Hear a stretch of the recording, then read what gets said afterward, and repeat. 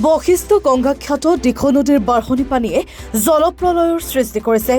আজি পৰিপুৰত দিখৌ নদীৰ বাঢ়নি পানীয়ে ন অঞ্চল প্লাবিত কৰি তুলিছে। নাজিৰা নগৰকে ধৰি তেতেলিগুৰি, চন্তক, বিহুবৰ, ওপৰ নাজিৰা, বাউলী মৈদাম, সুন্দৰ পুখুৰী, লক্ষ্মীজান, বামুণ পুখুৰী আদি বিভিন্ন অঞ্চলৰ দিখৌ মথাউৰিৰ ওপৰেদি পানী বাগৰি নগৰৰ বহু ঠাই প্লাবিত কৰি তুলিছে। দিখৌ নদীৰ এই ভয়াৱহ বানৰ পৰিপ্ৰেক্ষিতত জনগণ ভীতিগ্ৰস্ত হৈ পৰিছে।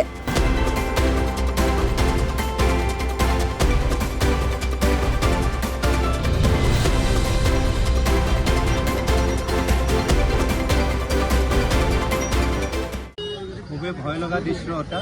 আজি গোটেই যোৱা নিশাৰে পৰা আজি গোটেই ৰাতিপুৱাৰ পৰা দেখিছোঁ দিনটো বৰষুণ দি থকাৰ ফলত এতিয়া দেখিছে আপোনালোকে দিখৌ পানী বৃদ্ধিটো মানে খুব ক্ষিপ্ৰগতিত আগবাঢ়িছে আৰু এই ক্ষিপ্ৰগতি লোৱাৰ বাবে এতিয়া দেখিছোঁ আমি দিখৌ এটা নঘটা ঘটনা আজি মই জন্মৰ পৰা এতিয়ালৈকে নেদেখা এটা দৃশ্য দেখিছোঁ যে আজি আমি য'ত পূজাৰ বেদী উঠোৱাৰ ব্যৱস্থা কৰোঁ সেই পূজাৰ ঘাটতে ঘাটৰ কাষৰ মথাউৰিৰ ওপৰেদি পানী বগাটো প্ৰথমবাৰৰ বাবে দেখিছোঁ আৰু এই পানীয়ে নাজিৰা নগৰবাসীক কিছু সমস্যাত পেলাব। গতিকে আমি নাজিৰা নগৰবাসীক এই ক্ষেত্ৰত সতৰ্ক হৈ থাকিবলৈ অনুৰোধ জনাইছোঁ আৰু প্ৰশাসনকো অনুৰোধ জনাইছোঁ যাতে ইয়াৰ বাবে সুব্যৱস্থা গ্ৰহণ কৰে আৰু নদীৰ কাষত থকা মথাউৰিৰ কাষত থকা সকলোৱে সজাগ হৈ থাকিব লাগে। কাৰণ মই অহাৰ অলপ সময়ৰ আগত দেখিছিলোঁ মথাউৰিটো বুঢ়া নাছিলে, আধা ঘণ্টাৰ ভিতৰত মথাউৰিৰ ওপৰেদি পানী বাগৰিবলৈ ধৰাত অলপ ভয় লগা দৃশ্য এটা আহি পৰিছে আৰু এতিয়া দেখিছোঁ আপোনালোকে ইয়াৰ পৰিমাণটো বাঢ়ি গৈছে আৰু দিখৌ ব্ৰিজৰ পৰা দিখৌ ব্ৰিজলৈকে খোজকাঢ়ি গৈছে, ঠায়ে ঠায়ে মানে মথাউৰিৰ ওপৰেদি পানী বাগৰিছে। কেৱল ইয়াতেই নহয়, আজি আপোনালোকেও গম পাইছে যে আমাৰ নাজিৰা অসম জিলাৰ অন্তৰ্গত বিভিন্ন স্থানত মানে বানপানীয়ে কি ৰূপ লৈছে। গতিকে ৰাইজ সজাগ হৈ থাকক আৰু আমি অনুৰোধ জনাম প্ৰশাসনক যাতে খুব সোনকালে তেওঁলোকৰ বাবে কিবা প্ৰয়োজনীয় ব্যৱস্থাবিলাক গ্ৰহণ কৰিব লাগে। আচলতে কেইবাটা জেগাতো মথাউৰিত পানী বাগৰিছে, কিন্তু প্ৰশাসনে যিটো ইনিচিয়েটিভ ল'ব লাগিছিলে লোৱা দেখা নাই। এই ক্ষেত্ৰত আপুনি কি ক'ব? এই ক্ষেত্ৰত কি ক'ব? এতিয়া প্ৰশাসন যন্ত্ৰই চাৰিওফালে যাবলৈ প্ৰথম কথাটো হ'ল কি আমাৰ প্ৰস্তুতিটো ডাঙৰ কথা।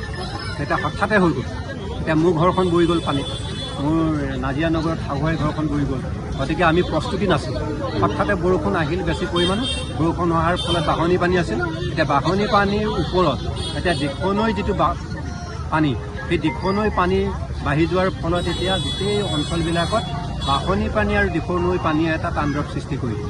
তাৰ বাবে মানে এতিয়া প্ৰশাসন বুলিয়ে নহয়, ৰাইজো মানে এই ক্ষেত্ৰত মানে সজাগ হ'ব পৰা নাছিল। যদি আগতীয়াকৈ জানিলেহেঁতেন নিশ্চয় ৰাইজো সজাগ হ'লহেঁতেন আৰু সেইকাৰণে আমি প্ৰশাসন যন্ত্ৰক এতিয়া অনুৰোধ জনাইছোঁ যাতে তেওঁলোকে সময়ৰ সুবিধাৰ অনুযায়ী কিছুমান ব্যৱস্থা গ্ৰহণ কৰে, ৰাইজক তেওঁলোকে সহায় সহযোগ কৰিব।